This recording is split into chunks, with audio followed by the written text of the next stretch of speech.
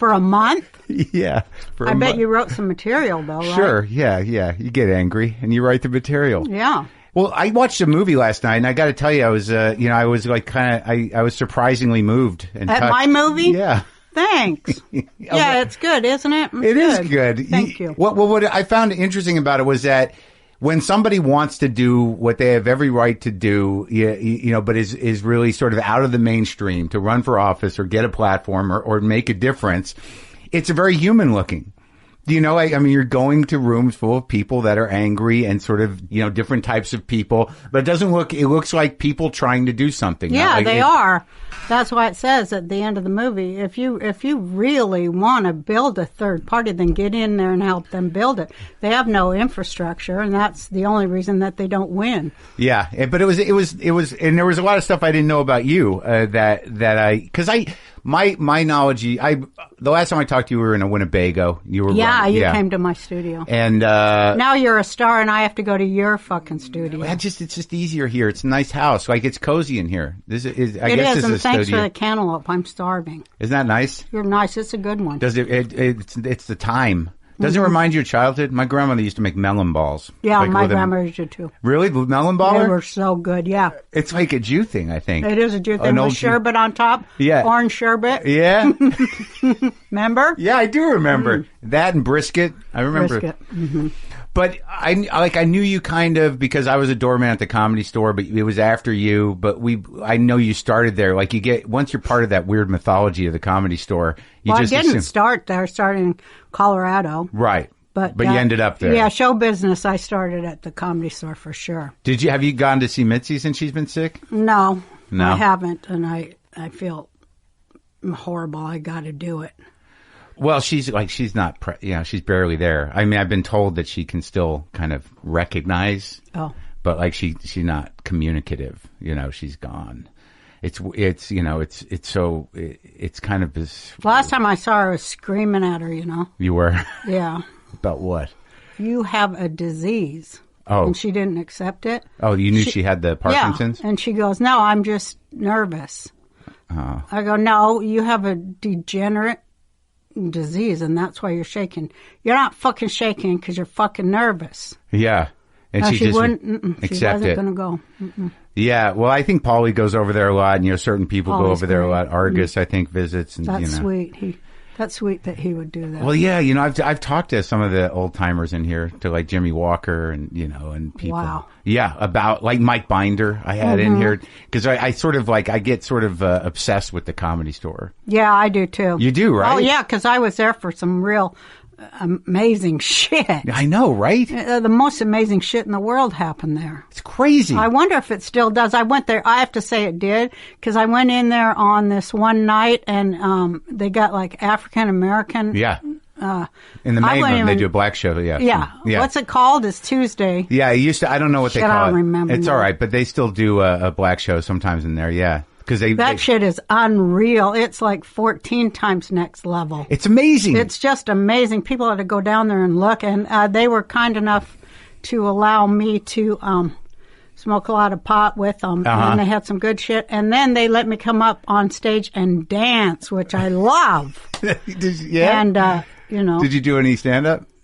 No, I was like, I wanted to stand up, but they're like, no, don't push it because people don't want to hear any white women up there tonight. You had your time, shut up.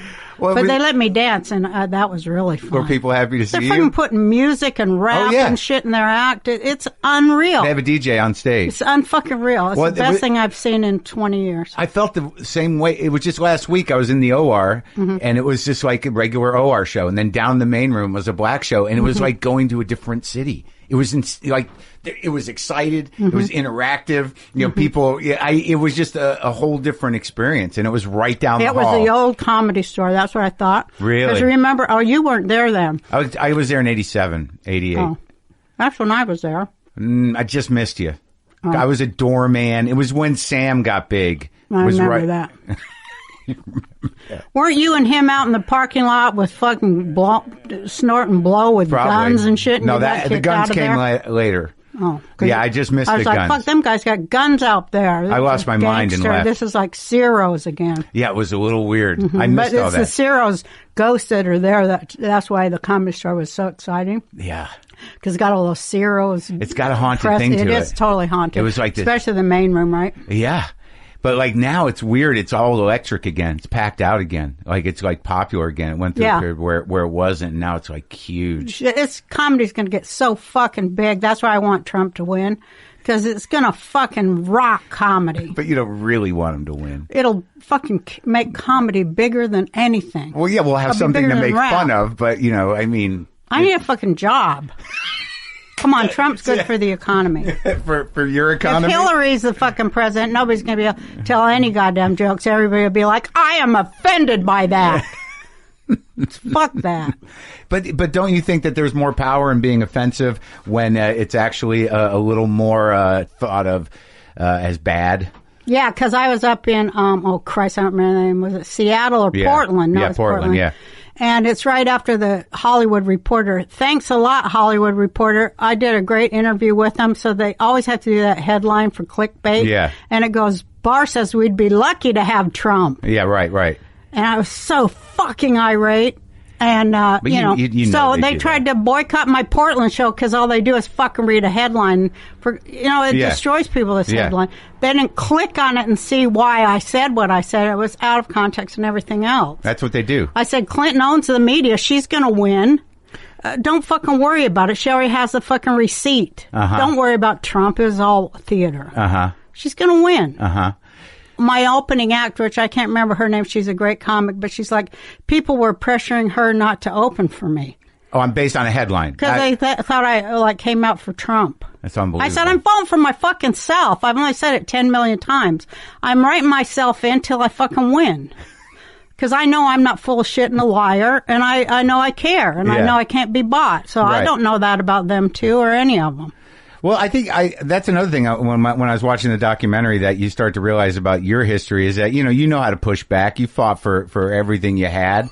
And that, like, you know, some people, well, Trump's a clown, and certainly he's got experience in being a slippery, slightly immoral businessman and a functioning racist. Don't fucking that's right. just get one guy. Come on, that's the Republican that's right. Party. I get that, yeah. And they always work that racist angle since what's his name in those fucking commercials with the Willie Horton. It's not just Trump. Trump is the most liberal person who's ever run a GOP. I know that's he's more progressive than Hillary on so many things. It's just how they're fucking with our minds. Well, he shouldn't inflate such a moronic hatred, and I've never seen it inflated like he's doing it. I've never seen somebody accidentally retweet a Star of David from a Nazi website. That was not a fucking Star of David. Listen, I accidentally retweeted Zimmerman's address and got sued for it.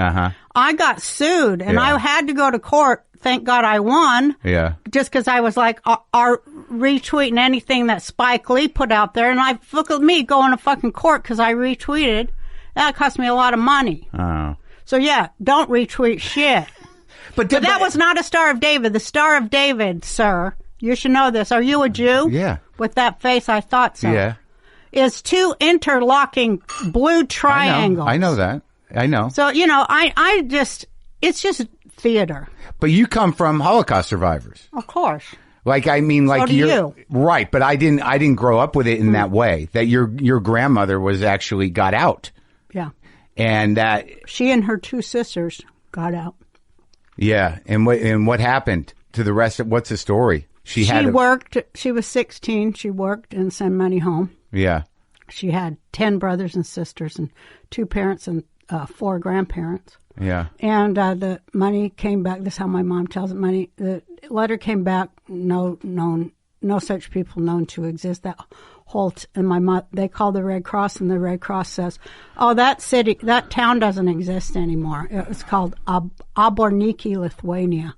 And they said, "Oh, that town doesn't even exist anymore. There's nothing left of that town." And they had a big farm, and they were farmers, and they raised horses and.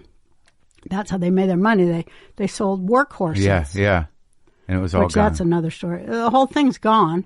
And they had been marched 14 miles from their home. and put in a pit and shot and buried alive, most of them. And it's like, okay. And that affected my grandmother. And she had been a performer before that. Oh, yeah? And at that point, she never did it again. What kind of performer? She played the mandolin and sang Rudy Valley songs at bar mitzvahs and stuff. She had a lovely soprano voice, though. Yeah? And that was a story you grew up hearing? Or did you hear that later? Like the story about her family and everything? I didn't hear it till later, but I grew up in an apartment house there in Salt Lake City, Utah, with my grandparents had sponsored a bunch of people, survivors over from concentration camps, Germany or Poland and stuff.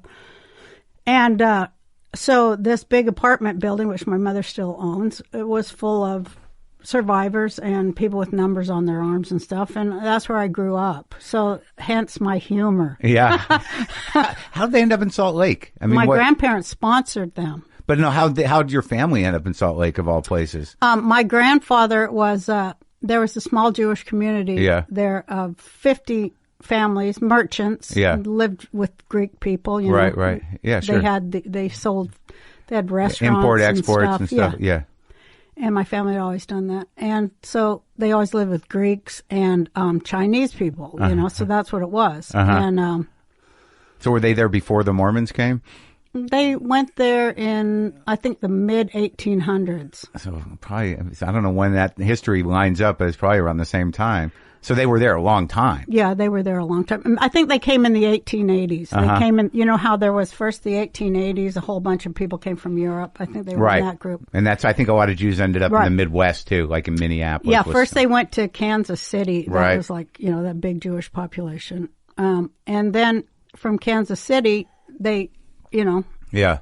They, if you ever read like Western history of Utah, a lot of the cowboys and stuff, they were Jewish and they were black too. Yeah. So, there's a big Jewish presence in Utah for, you know, way back. And you had to balance it with the Mormon presence? Well, I was just going to say my grandfather was a kosher butcher and that's why he was in Salt Lake, was to serve that community. Right. Yeah. And how did you get along with the Mormon contingent?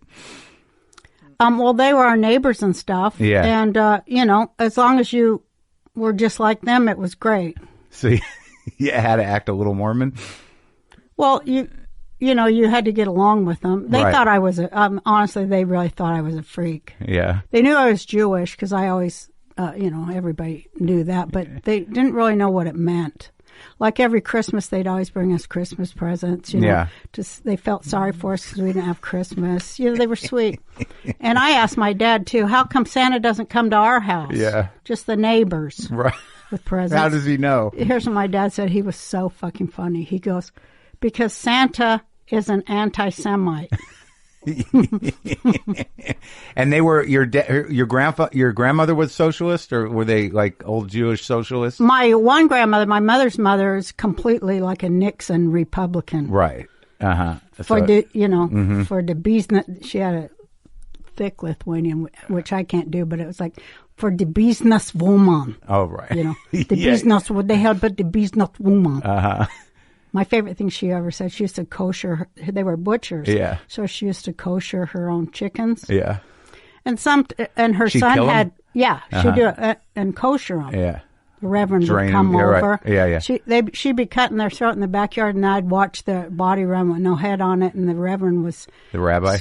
Yeah. Yeah. It was called the Reverend there in Salt Lake. Oh, really? Because there was the cantor also was the Reverend. No kidding. Because there was like a lot of army people there. They have a Reverend. They don't call it a rabbi. Okay. So, yeah, he'd be squeezing the blood out of the head, and she's whatever. Praying? Yeah. Doing the prayer? But then she explained it like this. You cut the jugular vein. Yeah.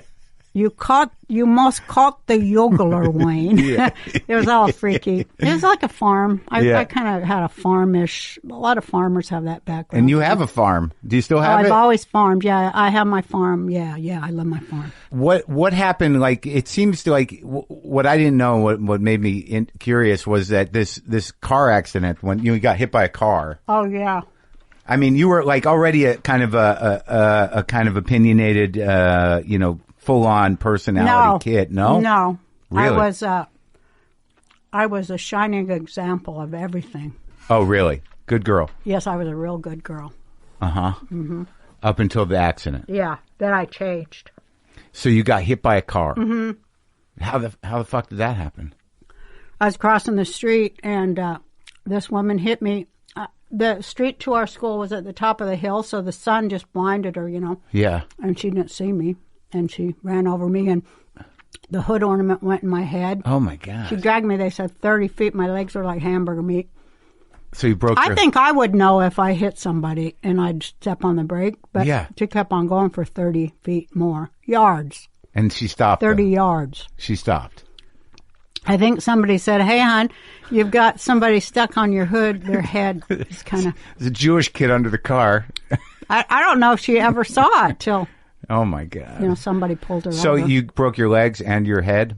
I didn't break my legs, but I my skin was gone. So I had to have skin grafts and stuff. And I had a head injury like, football players get. Yeah, yeah. What do they call that? Traumatic head injury. And had a brain concussion and a skull fracture. Oh my God. Something like that. And when did you realize that you were different? Did someone have to tell you, or did you No, know? I always knew I was different. You mean that I had changed? Yeah. I was a me that was inside before. Oh, it got unleashed? Yeah. Came out. Your real self manifested? One of them. One of them. It was like a kind of a 12-year-old. Uh-huh. Yeah, it was, and it was a boy. Oh, yeah. So, it confused people. Right. And what led to the institutionalization? Telling people that I was a boy. Really? Just and other things. Committing to it? Mm-hmm. Uh-huh. And then, designing my own clothing that people found distasteful. Those were the symptoms? Mm-hmm. Failing school. Yeah. Just dropping out totally. Yeah. Is that when you had the first kid? Oh, no, I didn't have my kid till after the mental institution. Oh. I also didn't have any kids till I had hitchhiked cross country back and forth by myself. Then I had kids. Do you look back on all the stuff that happened immediately after the accident, after the institution, as being because of your brain injury, or did you feel like you were fucked up? I knew I had parts. Yeah. I don't know if you call it fucked up, but I knew there were different parts of me inside. Right. Yeah. And I tried to... Mostly I tried not to manifest them. Hold them I tried to pass. That's right. what we say in Sure. in the language of people who have dissociative identity disorder. Oh, really? We try to pass as singletons. Right. So it's like anybody else that's kind of closeted. You just not kind of closeted, but closeted. You just try to get along to go along, and right. You notice people so you can copy what they do, so they won't know that you're fucking out there. Because as soon as they find that out, you do get thrown in the mental institution. They do experiments on you, and they take parts of your brains out, and they fucking do all that shit, and they shock you. Right. And they, Yeah. They throw you, whatever they want to do, and I've seen it all. Yeah. I saw every bit of it. When you were in the hospital? What happens to mental patients, in this country. It's horrible. It is horrible. So I had to live there almost for a year with people that sometimes get a pair of scissors and run after you. Oh, my God. And they try to stab you in the neck. That was the doctors.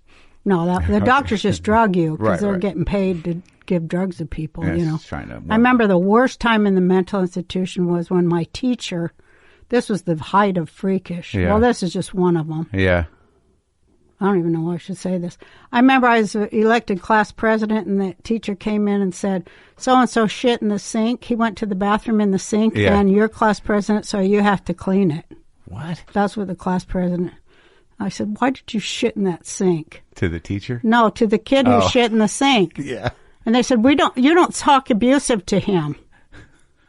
It was like the height of crazy, Right. I go, it's not abusive to tell somebody, ask somebody why they shit in the sink. I go, I want to know why you shit in the sink. You tell me. Yeah. And he goes, so you'd have to clean it. I go, you dirty motherfucker. And then they put you in detention, isolation. Yeah.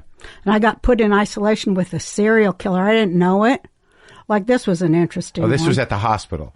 Yeah, this big fat Marge. I thought you were talking about school, and I'm like, what happened? Well, that is where I went to school. At the hospital? Yeah. Okay. So I went in there, Marge, she's a big fat lady, Yeah. and she kept on luring me, I guess grooming me. Yeah. And I was a people pleaser, a nice, you know, want to be a nice, help people girl. Yeah. She's like, you know, I'm going to tell you a secret. And she, like, it went over days, and she, like, captured my mind, so I did what she said was, I said I didn't want to go to dinner, and I stayed on the ward, and I snuck in the office and got the key and went in and unlocked her cage. And I went in there with her, and, you know, just sitting and talking to her. And about 4 minutes into it, I realized why I was in the cage with her. Oh.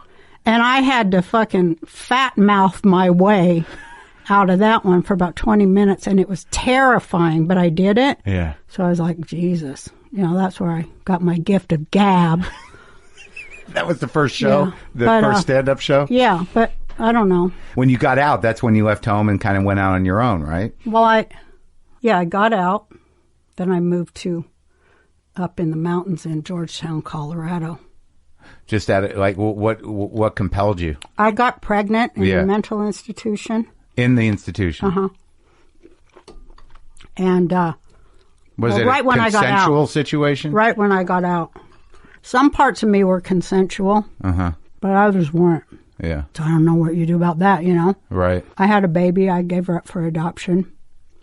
And I met a girl there and went to live with her on a commune in Colorado. This is like 1970, so that was like a thing. 72. Yeah. Mm-hmm. And how was that? How was what? Living on a commune. Fucking awesome. Yeah. We had a rock and roll band upstairs. Oh, yeah? We worked in the kitchen and washed dishes and stuff. And I had a boyfriend. I got to go live with him half the time. It was all hippie heaven. Yeah, yeah. And it was cool. Did your family know where you were, or you just didn't? You just checked out? No, they came and visited us. Yeah.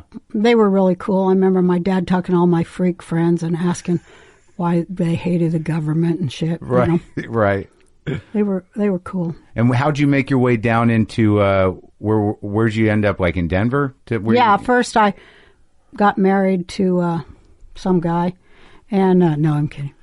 And we had 3 kids, and we moved down to the city. What'd he do?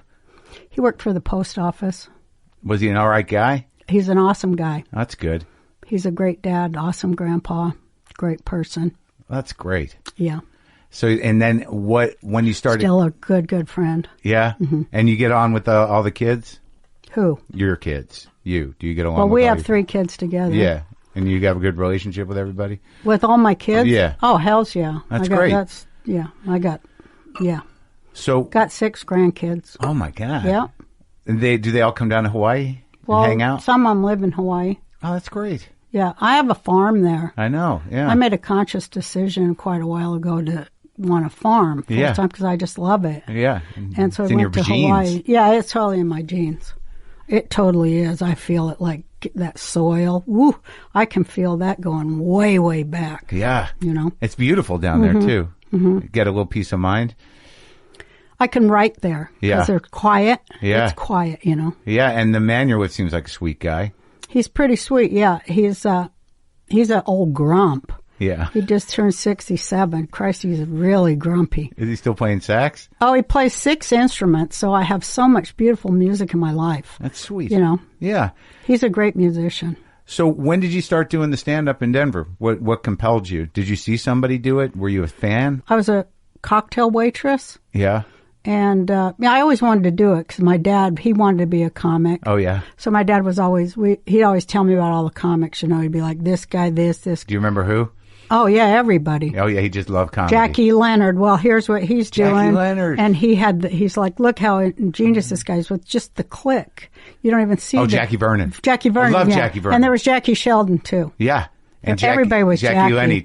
Jackie Leonard, right. Everyone took the name because someone got successful with it. I was going to say about the the Comedy Store in the big room, we were talking about being special nights. I saw the greatest comic I've ever seen, Jackie Diamond. Did you ever see Jackie Michael Diamond? Rosenberg? Yeah. Sure. Yeah. I went bowling with Sammy Davis Jr. He patted him on the back. His glass eye popped out of his head, rolled down the alley, picked up the spare. I remember that kid. I did a special with him when he was from Newton, Massachusetts. And he did that character, and we both auditioned for something. Then he came out. I think he became Orthodox Jew. He did. Yeah. He moved to Israel. He married they had kids, and they went to South America. Yeah. But he was just beyond a genius, and he used to do a fake Jerry Lewis telethon on stage in the big room. Right. You loved it. It was amazing comedy. Oh, that's great. It was beyond anything. Like right now, if he was on at that Black Night, it'd be like it'd be that exciting. Yeah, it'd be that level of comedy. But at that point, people were like not getting what the fuck? it. Well, it's like when does he smash the watermelon? Right. But I saw Sam Kinison, I saw Harry Basil and Sam Kinison and Jackie Diamond fucking go off on each other on stage in the big room. Yeah. And I was like, this is so legendary. Oh, it used to get crazy there all the fucking time. It was just crazy there. Do you think they were really doing them devil worship things over there, Sam Kinison and them worshiping the devil in the back? I lived in Crest Hill, for a year. Was they doing devil worship out there? No, it's a lot of coke. Oh. I think that, the mythology of the store and the weirdness and the hauntedness, I don't think it's beyond Sam to, not unlike some, hippie shit, to try something, but I don't think he was, I think he really believed in Jesus. And I think that, he definitely did. Yeah. His plan was, I'm going to be the worst motherfucker I can be, and at the last minute, I'll apologize and I'll get in. Yeah. I really pushing the limits like comics do, right? That's right. I think so. But we're made different, ain't we? Yeah, thank God. Or whoever. I mean, the beautiful thing that I realize as I get older is that, we can just go, me and you can just hang out here and we know what the deal is. Yeah. And, I can go to the Comedy Store and just right away you're talking to brilliant people, funny people who think about shit. People are on your same wavelength. And and you live a different life. Yeah, you do. The fact that we have to, the funniest thing about comedy is that, we have to entertain, not, because you did one of the greatest sort of socially aware, radical shows for years for regular people. And we live completely fucking weirdo lives. Yeah. It's sort of, but you did your time. I mean, it sounds like, you definitely had the responsibilities of somebody that, struggled. You had kids, you had a husband, you had, you lived that life. You saw what it looked like.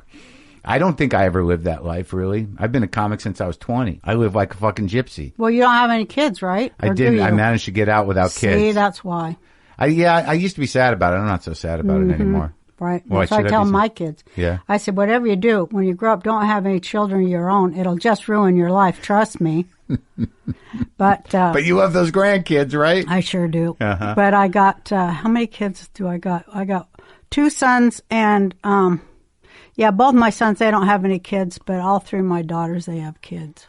When you started doing comedy, what was it like? Because I know, there's... I hope my sons don't get anybody pregnant, because I don't want them being with any bitch. I know that's I do think that's a feminist issue, and they won't let me say shit like that. What? That I don't want my sons getting with any hoes or any bitches. That ruin them, that hurt them, that take advantage of them. Yeah, because they're going to come against me.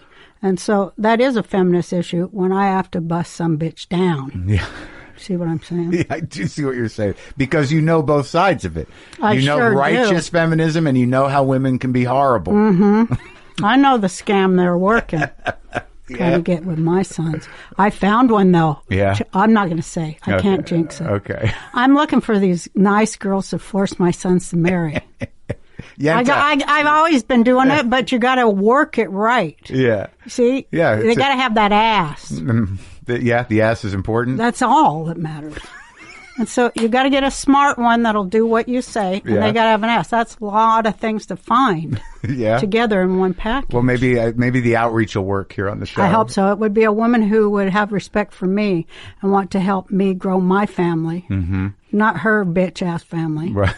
And we would help her family, of course. Yeah. But she's not going to come in there and start fucking treating my son like shit. I won't have it. Yeah. No. No, there's some hurtful people out there. Women are every bit as horrible and abusive as men are. Nobody says that, but they do. Yeah. The Yeah. mental abuse and shit that Yeah. men have to go. No, I know why men hate us. Yeah. I do. Because of that? Because we're just terrible fucking people sometimes. We are. Men are too, but Jesus. Thank God we won't have to be here much longer to fucking work on this shit, right? Really? You think it's over? Well, I'm coming on 64. Yeah, I mean, sooner or later. Plus, I don't think the world's going to last that long. Seriously. I don't. I think the world would be fine. I don't know if people will last that long. Yeah, that's right. The world would be like, oh, thank God. Yeah. Now we can breathe. Now we can grow. Exactly. But because I want to know a bit about the sort of what comedy looked like when you started. Like, where'd you go up first? Well, I was kind of doing comedy in this woman's collective that I was part of. Uh-huh. It was during an interesting political time in Denver there, yeah. Yeah. And I was also a cocktail waitress at that same time. I had like all these different lives. And I was a housewife. Yeah. And a mom, so I had a lot of things. And you were still holding back as many of the different yous as you could? Yeah. Trying to just stay straight, Because, did you feel that, like with me, when I started doing stand-up, it was like, it was something that you could truly call your own. You could say whatever the fuck you wanted. It was your fucking space, and you knew exactly what needed to be done up there. Yeah, exactly. Right? Yeah, exactly. And you could, I got into it, and that's how I want to find myself. I don't know if I want to be an entertainer, but I want to find some space. Yeah, absolutely. You want to find a voice. Right. Right. Exactly. It's voice, for sure. It must have felt great, like when he first started doing it. Shit, my first night on stage, and I had written my 5 minutes. It took a year. Yeah. And first time on stage, I just killed, and I got hooked. Yeah, it's like, first one's free, kid. Yeah, right, exactly. So then I was talking to the other comics backstage, and they were like, "Hey, you ought to do this and do that." See, I should have knew right then. Yeah. So I start going, yeah, okay. And the second time I came back, I did what they told you. Yeah, which was, you got to sell that line harder. It was all the wrong shit. And I got booed. Oh. And then I just tried to chase that first one and you got it back 30 years. Yeah, and you got it. You nailed it pretty good. I did have a wonderful man, because I've done 4 HBO specials. Yeah. But this writing new stuff at this age, that took a long time. You get a little bit of a block. But also you've evolved as a person. So yeah. How are you going to make that funny? Exactly. Right? It's hard. Yeah, when you're in a different place and you feel good about some things and worse about others, that you have a voice, you have opinions that you want to try to figure out, but everyone knows you as whatever you were, and God forbid you feel good about yourself. Yeah, how the fuck are you going to do comedy? Yeah, exactly. It is that, definitely. Right? Yeah, I did do one act that I took to New York to have people see, if they were going to put me on Broadway with the shit. Oh, right, like a one-person show kind of thing? Yeah, and they were like, you ought to do it in a church, because I did talk about God a lot and stuff. And where'd you come out on that? They didn't find it humorous. Oh, really? Yeah. What was the arc of it? Just my prayers and what I ask. God for, because I did try to repent, one time, because I don't want to burn in hellfire for all of eternity. But why would you? You're a Jew. I don't know. All right. They'll figure out a fucking way. Motherfuckers. Anti-Semite. But anyway, I think the devil's an anti-Semite. Uh-huh. Or a Jew. No. Okay. No fucking way. All right. No. Okay. So I'm talking to God, and I'm just going, I gotta reboot, Uh-huh. So I go to my rabbi, and this is true, too. Yeah. I go, should I just, I think maybe I should start a foundation. I started talking that Hollywood shit. Yeah. I give him, set up a scholar, blah, blah. Uh-huh. Here's my rabbi. He was the greatest person I ever met. He goes, that's all well and good, but I think maybe instead you should learn to be nice. And I talk about how that was a walk through hell. I thought it was going to be easy. But it's actually like a walk through fucking hellfire where I had to give up, my soul was on fire. You had to fucking hold back what I really want to say. You're a comic. I know. You're out there fucking being nice. I mean, I couldn't even do comedy. But so I was doing it in that form, Yeah, but like being nice off stage, I was very defensive and very insecure and very angry for a long time and preemptively hostile, because you automatically think someone's fucking with you. Well, they are. See, this is what I realized after my walk through the fire, dark night of the soul there. Yeah. Hey, I'm not a nice fucking person. That's when I got enlightened. Yeah. I go, hey, wait a minute, I'm not a nice fucking person. And you're okay with that. I'm a comic. Yeah. Yeah. But not because I can feel a certain thing right now. I think that the people that know you and they see you in a real way, you're nice to. Yeah. I try being nice. I try to leave a small negative carbon footprint with people. Right. But on the bigger level, you got to protect yourself. Well, I don't even get around. I want to stay around my family. I can't take it. Oh, yeah. But in comedy, somebody's got to be getting smacked or it ain't funny. That's true. Right? Yeah, and usually it's better if it's you. Yeah, it is better if it's you. Yeah. But if it's you, it's everybody, right? Yeah. It's so specific that it's universal. That's the balance. Because, I think that was what was amazing about the sort of anger of your original manifestation of that character, was that, it was something everybody felt. You had your own insecurities, but, you were empowered in how you saw the fucking world. I wanted to just go, let's wait a minute now. Yeah. But you were an underdog as well. Yeah. Just naturally. In the way of of your situation in life that you were depicting. Well, I was always we were always the underdog in my family. Yeah. And, going in, being a woman, you're always the underdog. Yeah. Who were you working with when you started that you liked, comic-wise? Any of those Denver guys? You mean when I went...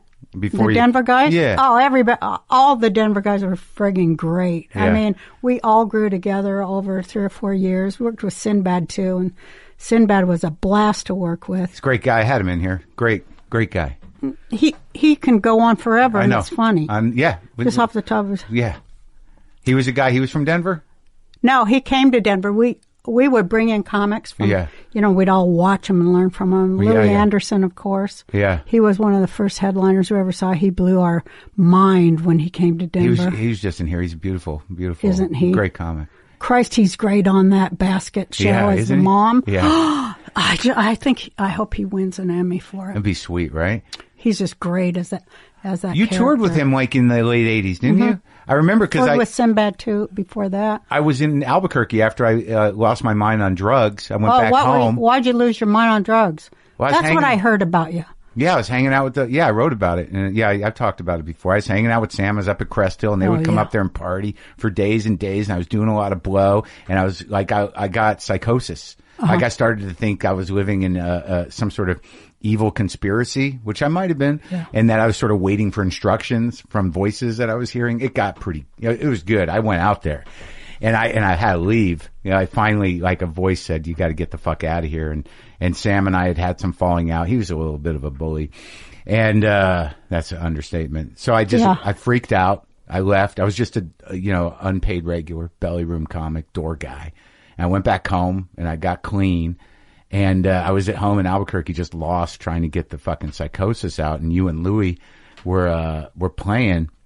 And I remember, because I knew Louie, I didn't know you, but I knew him from the store.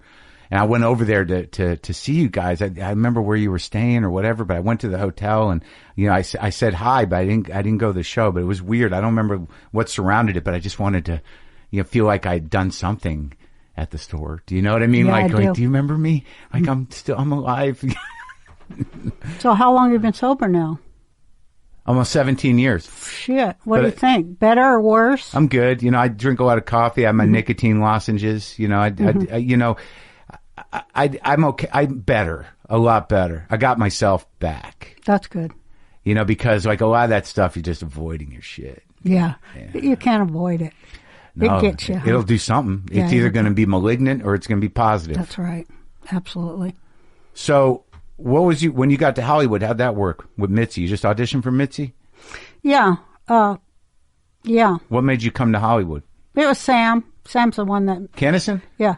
He saw you in Denver? Yeah, we worked together in Colorado Springs, and he's like, you got to come out there, Mitzi. He was like the fifth guy who said it, too.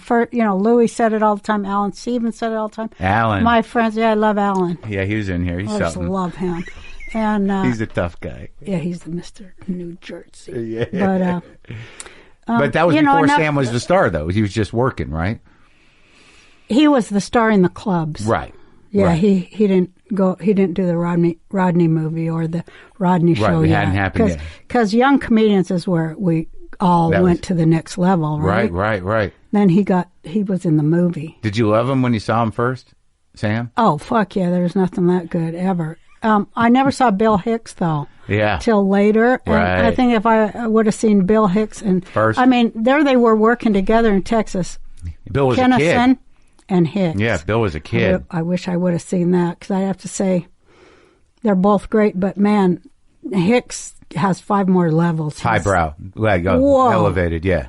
But Sam was great, and first time there in Colorado Springs, he was approaching Lenny Bruce material. It was phenomenal. Like a different time zone. You're like, what's happening? And me and him hooked into a friendship then, and he insisted to, when he came up on stage after I opened for him, he said that's the real queen of comedy. Fuck Joan Rivers, which, I mean, that was something to hear. Sure, yeah, beautiful. It was me and my sister, and he told you to come out? And everybody was like, Jesus, that guy, Yeah. It's like a fucking tornado hit the place. Yeah, so all my friends and my comedian friends, they'd come out and audition for Mitzi. And so I did. I came out and I did 5 minutes in the little room. Yeah. What do you call that? Downstairs? No. Or upstairs? Belly downstairs. Room? Oh, original room. Original room, yeah. And she came up after I came off stage. She goes, go do 20 in the big room. And all the waitresses said that never had happened before. Just go from 5 minutes there to 20 there. And she walked down there to watch you? Yeah. And George Slaughter was there, and he was doing this show Funny, and it was featuring funny women of the Comedy Store. Yeah. And he was there in the main room. And so after I came off, this is one night, came off the stage, he approached me and said, you come back and film Funny. And so I said, okay, and it was so phenomenal. And I thanked Mitzi and George, and then I went home to get my kids together and came back out 3 weeks later. And during the rehearsal for Funny, when, in the main room, Macaulay was there. From the Jim Tonight Macaulay. Show, yeah. And he came up and he gave me his card, and he goes, Roseanne, I love you. And, come to the so I go, move. Thanks, move. Because, I thought it was just a guy. And then he handed me this card, and it's fucking Jim McCall. And I go, look for my sister. She was there, too. And I go, get over here. Yeah. And then we just were running in the street in Sunset, screaming. He goes, I'm going to put you on Friday night. Holy shit. That was like all within a month. I went on the Tonight Show, and they had Julio on the show. Yeah. And he hired me to open for him in 18 cities. And there it was. All in a month. Yeah. That's unbelievable. Yeah. That was exciting as shit. Exciting as shit. And you had the goods. How much time did you have? Did you have like an hour? 15 minutes. You have 15. That's all I had to do to warm him up for Julio. And then, like, that's all you could hold their attention. Let's put it that way. Sure, when you're opening for a they musical wanted act, to right? They didn't want to see me. What were you doing on the road? Were you middling or at that time, or were you? I just was with Julio. Oh, really? I didn't really ever go on the road too much to do stand-up till now. Right. Now I'm going on a road trip for 2 weeks in September, all through Canada, and coming to St. Louis and some other. I don't know where. Did you work at the store regularly after that? Mitzi had a room, the Dunes, in Las Vegas. Yeah, sure, so yeah, she did let me. She let me have two nights in the big room, and then she let me go to Vegas once a month, because then I could afford to bring my kids out and rent a house. So I owe everything to Mitzi Shore, like you do, and like everyone does. Did you like her? I love her. Yeah. Yeah, love her. She's a genius. 100 years ahead of her time. And all those dudes that you started with, those are hard dudes. Those are like, real deal. Like, Who? like, Sam and Alan and like those. Are, they're comics. yeah, they're real comics, man. They're real comics. Alan knows where all the bodies are buried. I know. I'm going to interview him and make him tell the stories. Are you? Oh my God. Have you heard his stories? Yeah. Oh my God. And I was there for a lot of them too. Did you get along with Sam all the way through? He turns on you after a while. Right. He was kind of bipolar. Yeah. If he liked you one day, then he didn't like you. Yeah. But all comics are like that. Yep. Then I didn't like him. When he was ready to be nice to me, I was like, oh, fuck you. And then when I was ready to be nice, he was like, fuck off and stuff. Yeah. That's how it is. It is. That's why if you could have any friendships over the years, you're real lucky because we're so all fucking bipolar. It's true. Yeah. Right? Yeah, but even if you don't see people for a while, if you're a comic, it's all right.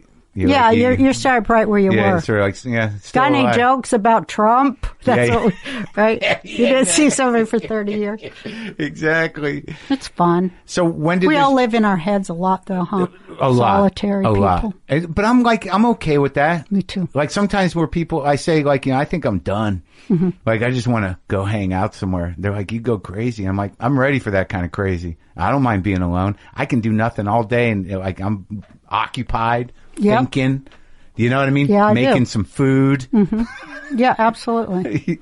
That's enough. It is, absolutely. I don't like the pressure, especially now with so many eyes on you and everybody willing to tear you're ready to tear you apart for anything you say. It's like, it's fucking exhausting, man. It was hard before all this shit.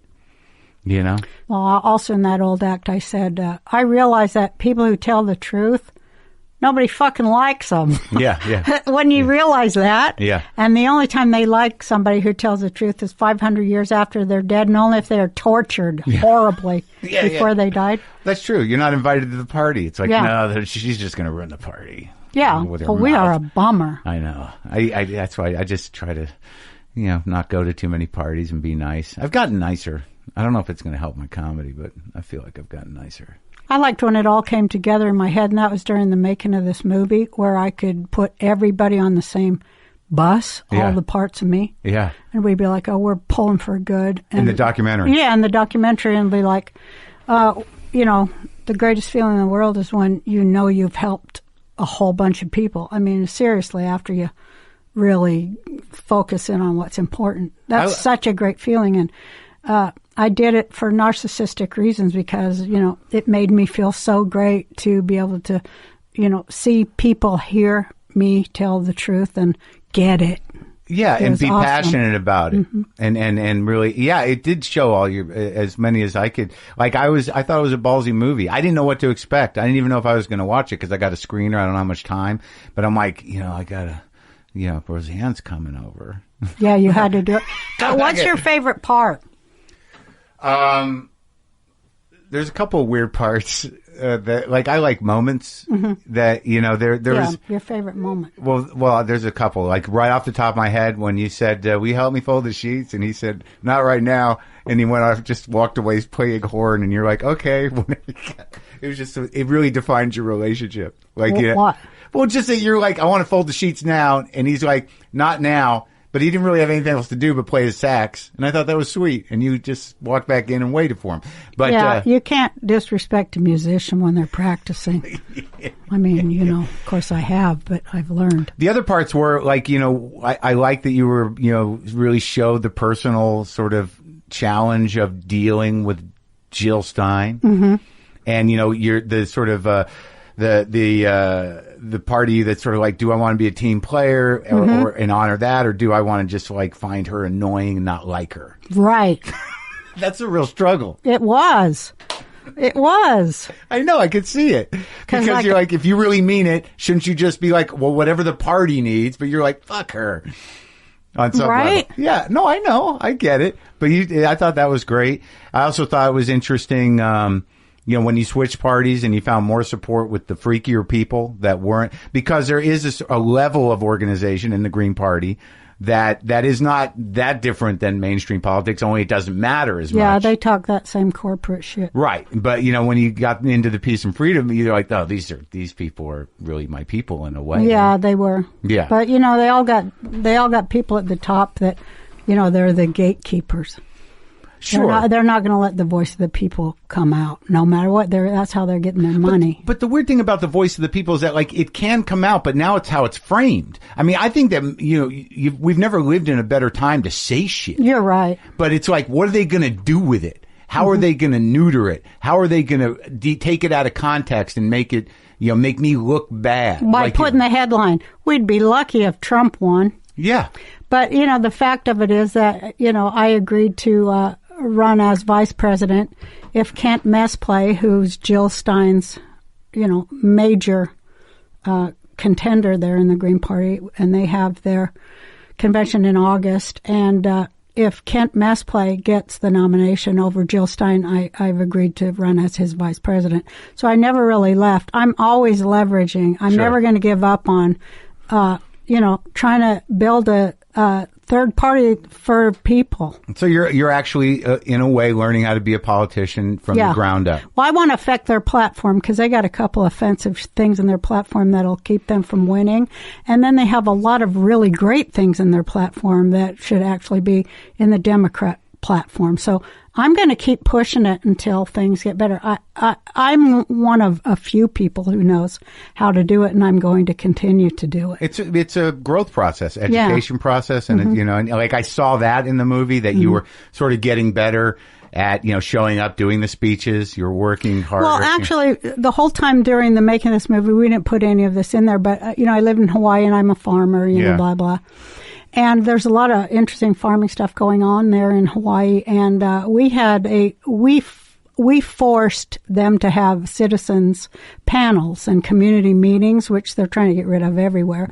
And we kicked Monsanto's ass off of the big island of Hawaii. And, I wrote a lot of those speeches that helped kick Monsanto's ass out of there, and they knew that they couldn't come back from it. So I was working my narrative, and that is like, as a comic, this. The narrative and the words and the power of words, there's nothing else. Sure. And I was really working it over there in Hawaii during the making of this movie.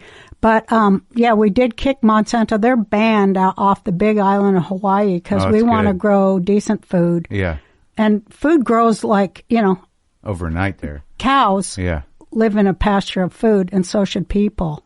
Food grows real easy. Yeah. You don't have to have factory farm and all that shit. You don't have to do it. Well, that in sounds fact, like a that's whole the other opposite of it. Yeah. And then Monsanto went and sued the state of Hawaii because what's really at stake is they're trying to get rid of small government. And small farms. Small government. Yeah. They don't want that. They don't want the people having a say Local in what power. they grow. Right. And it's all about that. Yeah. So, all these things still interest me, and people say, oh, you should run for something in Hawaii. And then I'm like, I don't know. But you also want to do show business. And I got a lot of options, and that's why I can't. Right. Well, you look back at like the Roseanne show, like in the fights that you fought for that, and what that made, how that changed show business. Do you have mostly pride about that? I've total pride about it. Yeah. Because I worked really hard on it. Yeah. And to make the argument once again, this is why I like politics, is because of the Roseanne show. Right. To make the argument that it was me, and I convinced an entire gaggle of Republican and conservative television executives that introducing gay characters during the family hour was actually a smart thing and a good thing to do. And that was very hard, and that took a toll on my nervous system, But I did it, and I see it everywhere now, and a lot of things too on, women characters and such. So I feel like I had a lot of victories. Sure. Did you meet Sandra at the Comedy Store? Sandra Bernhardt. And how did Laurie Metcalf get the job in your show? Laurie and John were in great Broadway plays, and Carsey Werner wanted both of them, and so they brought them in, and we read together, and that's how they got the jobs. They were great. Laurie's amazing. She's scary great. She did like the third, I think it's the third episode of Horace and Pete, Louis show is all Laurie Metcalf. It's like 25 minutes of her doing this monologue. I never saw that. Oh my God. I got to see that. Oh my God. It's one of the best things I've ever seen. Louis C.K.? Yes. Oh. He did a 10-episode thing that you can get online called Horace and Pete. It's it's almost like a play. I'll have to see it. And she did this thing. He wrote her this piece, and it's literally all her talking about like this struggle she's having with her sexual desire. I heard that. Yeah, I heard that with her father-in-law. Yeah, it was fucking amazing. It's crazy, man. Yeah. I'm getting chills. I was like, this is kind of an odd subject, but Christ, she can make anything great. Oh, yeah. Well, so can John. I mean, all the actors on that show were just great. Yeah, he's amazing. He's scary great, too. Me and him used to watch her and go, oh, look at that. And then me and her used to watch him and go, look at that.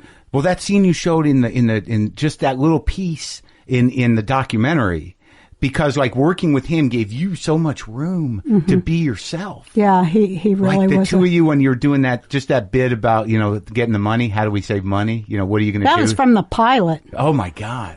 Yeah, I think we got raw. Way deeper than that over the years. Oh yeah, of course. I mean, we really became Dan and Roseanne on some level. We were all really our characters on some level when we'd work. And John had this thing. He'd always make up these circus games for us. And it was like, you can't go out of the... if you walked off the set, that was the forbidden zone. Yeah. And then we'd get in too much trouble. We had these other games we played for ourselves. And it's like, she's going into the forbidden zone. The lawyers are going to get her back here. Oh, and really? Stuff like that. But also we pretended that we were in a circus sideshow. We had so much fun. Yeah. Do you keep in touch with him? I say hi to everybody. Yeah. Do you feel like over the years that you have any enemies that never really balanced out? Like, do you feel like there's people that you pissed off forever? Sure. Yeah. Oh yeah. Shitloads of them. Yeah. Yeah. But that's just the way it is, right? That's just how it goes. Yeah. Yeah. Because if you're gonna have an opinion and fight for what you want. You want to own your own work. Yeah. People are not going to, they don't like you for that. That alone makes them hate your guts. Yeah. It's like, what? You're supposed to take 10% of your work. Yeah. We get the other. Yeah. It's fucked up. Show business sometimes. Yeah. So what would you like to be doing? A lot of great comics dying broke every fucking day. It's the fucking worst, We have Roseanne. to do something about it. Yeah, I don't know what to do. I don't know either. Like some of them that like they didn't plan, it's like, like we got lucky. I got lucky. I was about to be one of them before I started this fucking thing in here. Like you did. At least they got to get on health care. Jesus, it's awful and they're all old and shit. I don't know. What can you do? What can we do? I don't know. I got to think about it. Okay. What in show business wise, you're going to tour and what else? You got TV ideas you really want to do? I have like 100 ideas and my problem is I got too many options and no focus. That's my problem. Yeah, I know. Yeah, I have that. And then I'm like, do I want to go to England? And so I got like, would I want to do something in England? A show? Yeah. Why not? Shit, yeah, I would. Yeah. But then I'm like, oh, now what? Now I got to be in England. You can buy a castle